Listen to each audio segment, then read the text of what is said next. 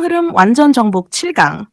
매출 채권과 재고가 현금 흐름을 어떻게 망가뜨릴까요?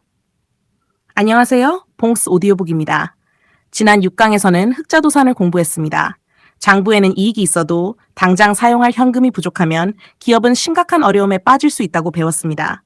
오늘은 그 원인을 조금 더 깊게 살펴보겠습니다. 바로 매출 채권과 재고 자산입니다. 기업의 매출도 증가하고 영업이익도 증가하는데 이 두 가지가 지나치게 빠르게 늘어난다면 현금 흐름에는 경고등이 켜질 수 있습니다. 먼저 매출 채권부터 알아보겠습니다. 매출 채권이라는 말이 어렵게 느껴질 수 있습니다. 아주 쉽게 생각하면 물건은 팔았지만 아직 받지 못한 돈입니다. 예를 들어 보겠습니다. 기업이 제품을 1,000만 원어치 판매했습니다. 고객이 제품은 가져갔지만 돈은 3개월 뒤에 주기로 했습니다. 기업 입장에서는 1,000만 원을 받아야 합니다. 이 1,000만 원이 바로 매출 채권입니다. 매출은 발생했지만 아직 회사 통장에는 1,000만 원이 들어오지 않았습니다. 매출 채권 자체가 나쁜 것은 아닙니다. 기업끼리 거래하다 보면 외상 거래는 흔하게 발생합니다. 오늘 제품을 납품하고 한 달이나 2달 뒤에 대금을 받는 것은 정상적인 거래일 수 있습니다. 그래서 매출 채권이 있다고 나쁜 기업이라고 판단해서는 안 됩니다. 중요한 것은 증가하는 속도입니다. 매출보다 매출 채권이 훨씬 빠르게 증가한다면? 예를 들어 보겠습니다. 지난해 매출이 1,000억 원이었습니다. 올해 매출은 1,100억 원입니다. 매출이 약 10% 증가했습니다. 그런데 지난해 매출 채권은 100억 원이었는데 올해는 200억 원이 되었습니다. 매출은 약 10% 증가했는데 매출 채권은 2배가 된 것입니다. 이럴 때 투자자는 질문해야 합니다. 왜 받아야 할 돈이 이렇게 빠르게 증가했을까? 거래처가 대금을 늦게 지급하는 것인지, 매출을 늘리기 위해 외상 판매 조건을 크게 완화한 것인지, 특정 거래처의 재무 상태가 나빠진 것인지 확인할 필요가 있습니다. 매출 채권이 늘면 현금은 어떻게 될까요? 매출 채권이 증가한다는 것은 쉽게 말하면 받지 못한 돈이 증가했다는 뜻입니다. 장부에는 매출이 있습니다. 영업이익도 발생할 수 있습니다. 하지만 실제 현금은 아직 들어오지 않았습니다. 그래서 매출 채권이 크게 증가하면 영업이익은 좋아 보이는데 영업활동 현금 흐름은 약하게 나타날 수 있습니다. 바로 여기에서 이익과 현금의 차이가 발생합니다. 이번에는 재고자산입니다. 재고자산도 아주 쉽게 생각해 보겠습니다. 기업이 제품을 만들기 위해 원자재를 구입합니다. 돈이 나갑니다. 직원에게 월급을 지급합니다. 또 돈이 나갑니다. 공장을 돌립니다. 전기료도 나갑니다. 그렇게 제품을 만들었습니다. 그런데 제품이 팔리지 않고 창고에 쌓여 있습니다. 이것이 재고입니다. 회계상으로는 자산이지만 현금의 관점에서는 돈이 창고 안에 묶여 있는 것과 비슷합니다. 재고도 무조건 나쁜 것은 아닙니다. 매출 채권과 마찬가지입니다. 재고가 증가했다고 무조건 문제가 있는 것은 아닙니다. 앞으로 주문이 증가할 것으로 예상해 미리 생산했을 수도 있습니다. 신제품 출시를 준비할 수도 있습니다. 성수기를 앞두고 재고를 확보할 수도 있습니다. 반도체처럼 업황에 따라 재고가 크게 변하는 산업도 있습니다. 따라서 중요한 질문은 재고가 왜 증가했는가입니다. 샤쉬. 매출은 그대로인데 재고만 계속 증가한다면? 이런 기업을 생각해 보겠습니다. 지난해 매출이 1,000억 원입니다. 올해도 매출이 비슷합니다. 그런데 재고 자산은 100억 원에서 200억 원, 300억 원으로 계속 증가합니다. 이 경우 투자자는 조금 더 자세히 살펴봐야 합니다. 제품이 잘 팔리지 않는 것인지, 수요 예측에 실패한 것인지, 시장 경쟁력이 약해지고 있는 것인지 확인해야 합니다. 특히 재고가 계속 증가하면서 영업활동 현금 흐름까지 나빠진다면 더 주의해서 볼 필요가 있습니다. 매출 채권과 재고가 동시에 증가한다면 여기서 중요한 상황이 나옵니다. 기업의 매출이 증가합니다. 영업이익도 증가합니다. 겉으로는 좋아 보입니다. 그런데 매출 채권이 급증합니다. 재고도 급증합니다. 영업활동 현금 흐름은 계속 약해집니다. 무슨 뜻일까요? 물건은 많이 만들었는데 재고로 쌓이고 판매한 물건도 현금으로 제대로 회수되지 않고 있을 가능성을 생각해 볼 수 있습니다. 이럴 때는 영업이익 숫자 하나만 보고 판단하면 안 됩니다. 반대로 좋은 흐름도 있습니다. 이번에는 다른 기업입니다. 매출이 꾸준히 증가합니다. 영업이익도 증가합니다. 매출 채권은 매출 성장에 비해 안정적으로 관리됩니다. 재고도 과도하게 쌓이지 않습니다. 그리고 영업활동 현금 흐름도 꾸준히 증가합니다. 이런 흐름이라면 기업의 성장이 실제 현금 창출로 연결되고 있는지 관심 있게 살펴볼 수 있습니다. 우리가 찾고 싶은 것은 단순히 장부상으로 성장하는 기업이 아닙니다. 이익이 실제 현금으로 전환되는 기업입니다. 투자자가 볼 숫자를 연결해 봅시다. 앞으로 기업 실적을 볼 때 네 가지를 연결해서 보십시오. 매출, 영업이익, 매출 채권과 재고, 그리고 영업활동 현금 흐름. 매출과 영업이익만 증가한다고 끝내지 마십시오. 받아야 할 돈은 얼마나 늘었는지, 창고에 쌓인 재고는 얼마나 늘었는지, 실제 현금은 얼마나 들어왔는지 이렇게 연결해야 합니다. 한 분기만 보면 안 됩니다. 여기서도 중요한 것은 흐름입니다. 특정 분기에 재고가 증가할 수 있습니다. 매출 채권도 일시적으로 크게 증가할 수 있습니다. 그래서 한 번의 숫자만 보고 기업을 판단해서는 안 됩니다. 여러 분기를 비교하고 가능하면 여러 해를 비교하십시오. 매출이 증가하는 속도, 매출 채권이 증가하는 속도, 재고가 증가하는 속도, 영업활동 현금 흐름의 방향, 이것을 함께 보는 것이 중요합니다. 7강 핵심 정리, 오늘은 5가지를 기억하겠습니다.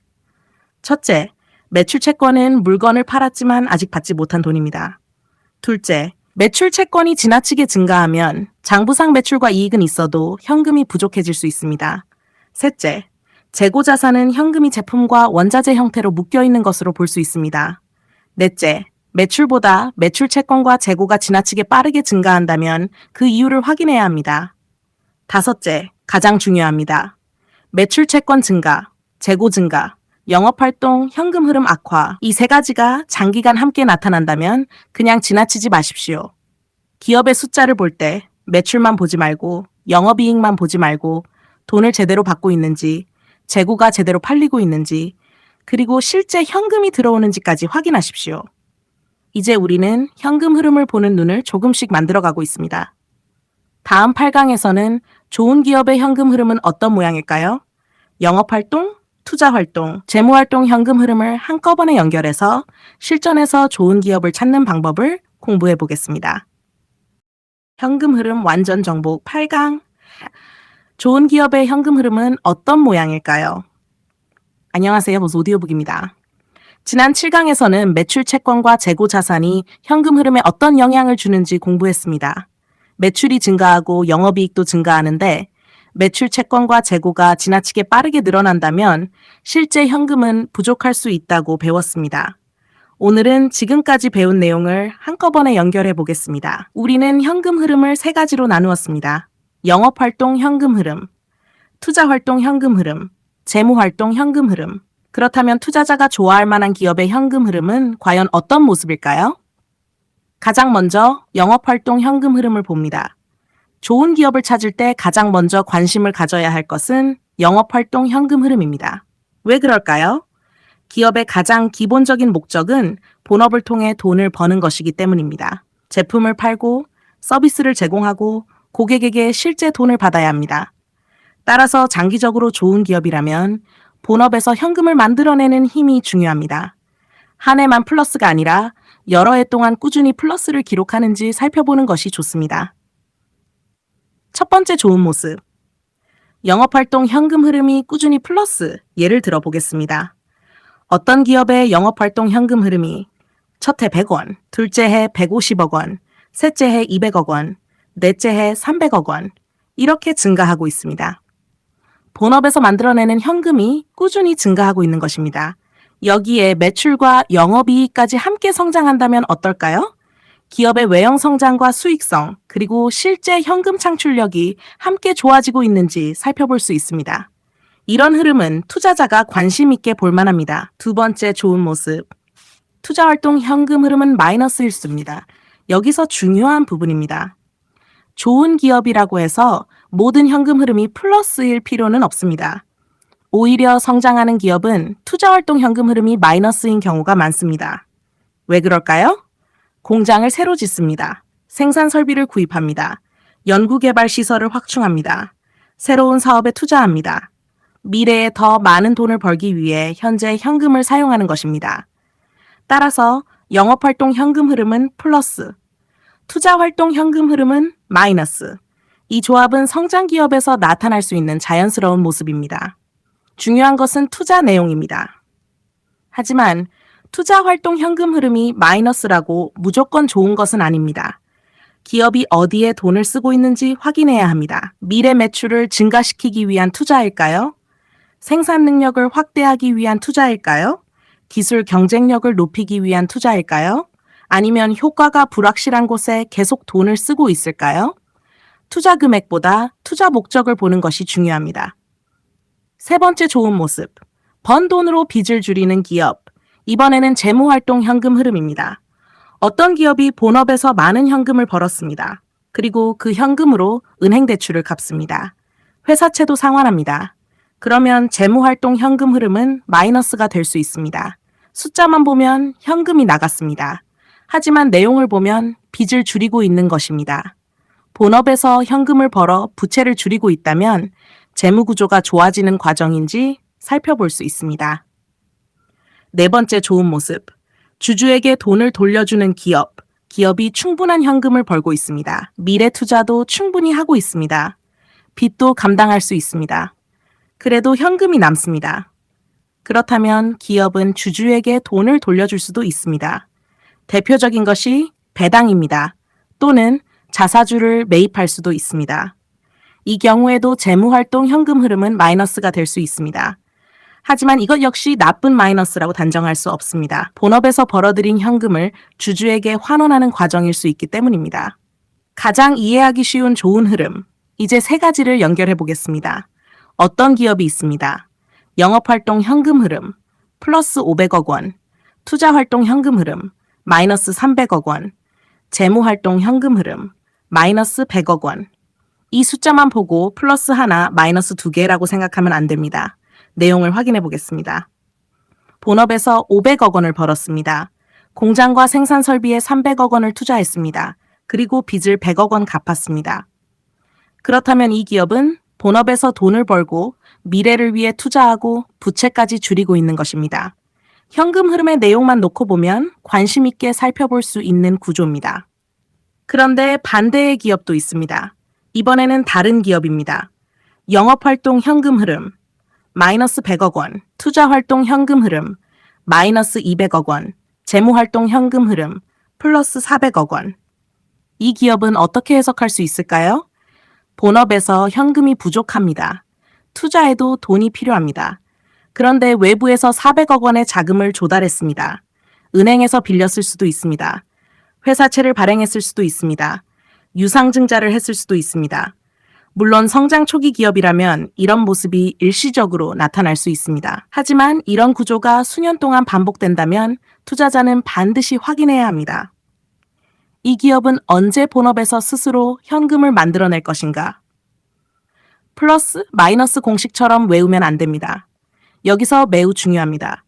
현금 흐름을 공부하다 보면 이런 식으로 외우고 싶어집니다. 영업활동은 플러스면 좋다. 투자활동은 마이너스면 좋다.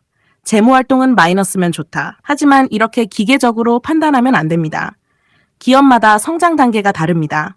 업종도 다릅니다. 사업 모델도 다릅니다. 성장 초기 기업은 외부 자금이 많이 필요할 수 있습니다. 성숙 기업은 투자 금액이 상대적으로 적을 수도 있습니다. 따라서 현금 흐름의 부호는 출발점일 뿐입니다. 그 안의 내용을 확인해야 합니다. 성장 기업과 성숙 기업은 다릅니다. 성장 기업을 생각해 보겠습니다. 본업에서 현금이 증가합니다. 동시에 공장과 설비에 엄청난 돈을 투자합니다. 그래서 투자활동 현금 흐름이 큰 마이너스입니다. 이것은 미래 성장을 위한 과정일 수 있습니다. 반면 성숙 기업은 어떨까요? 이미 필요한 공장을 많이 가지고 있습니다. 대규모 투자가 예전보다 적을 수 있습니다. 본업에서 많은 현금을 벌고 남는 돈으로 배당을 지급하거나 자사주를 매입할 수 있습니다. 두 기업의 현금 흐름 모양은 다릅니다. 그래서 반드시 기업의 성장 단계와 함께 봐야 합니다. 영업이익과 다시 연결해 보겠습니다. 우리가 영업이익을 공부하면서 좋은 기업을 찾는 기본적인 질문을 배웠습니다. 매출이 증가하는가? 영업이익이 증가하는가? 영업이익률이 좋아지는가? 이제 현금 흐름 공부를 통해 질문 하나를 더 추가합니다. 영업활동 현금 흐름도 함께 증가하는가? 그리고 한 단계 더 나아갑니다. 그렇게 번 현금을 어디에 사용하고 있는가? 공장에 투자하는가? 기술 개발에 투자하는가? 빚을 갚는가? 배당하는가? 자사주를 매입하는가? 이것까지 보기 시작하면 기업의 돈이 움직이는 전체 그림이 보입니다. 좋은 기업의 현금 흐름을 한 문장으로 오늘 내용을 아주 쉽게 한 문장으로 정리해 보겠습니다. 본업에서 현금을 벌고 그 돈으로 미래에 투자하고 재무 구조를 관리하면서도 다시 더 많은 현금을 만들어내는 기업. 이것이 우리가 현금 흐름에서 찾고 싶은 좋은 기업의 모습 중 하나입니다. 그리고 중요한 단어가 있습니다. 반복. 한 해만 좋아서는 부족합니다. 본업에서 현금을 벌고 투자하고 성장하고 다시 더 많은 현금을 버는 과정이 여러 해 동안 반복되는지 확인해야 합니다. 8강 핵심 정리. 오늘은 5가지를 기억하겠습니다. 첫째, 좋은 기업은 장기적으로 본업에서 현금을 만들어내는 힘이 중요합니다. 둘째, 투자 활동 현금 흐름이 마이너스라고 나쁜 기업은 아닙니다. 미래 성장을 위한 투자라면 긍정적인 의미가 있을 수 있습니다. 셋째, 재무 활동 현금 흐름이 마이너스라도 빚을 갚거나 주주에게 돈을 돌려주는 과정일 수 있습니다. 넷째, 현금 흐름의 플러스와 마이너스를 공식처럼 외우지 마십시오. 왜 돈이 들어왔고 왜 돈이 나갔는지 확인하십시오. 다섯째, 가장 중요한 흐름입니다. 본업에서 돈을 번다. 미래를 위해 투자한다. 재무 구조를 관리한다. 그리고 다시 더 많은 현금을 만들어낸다. 이 선순환이 여러 해 동안 반복되는 기업이라면 투자자가 관심 있게 살펴볼 가치가 있습니다. 다음 구강에서는 현금 흐름 공부에서 매우 중요한 개념, 잉여 현금 흐름이란 무엇일까요? 기업이 진짜 자유롭게 쓸 수 있는 돈에 대해 공부해 보겠습니다.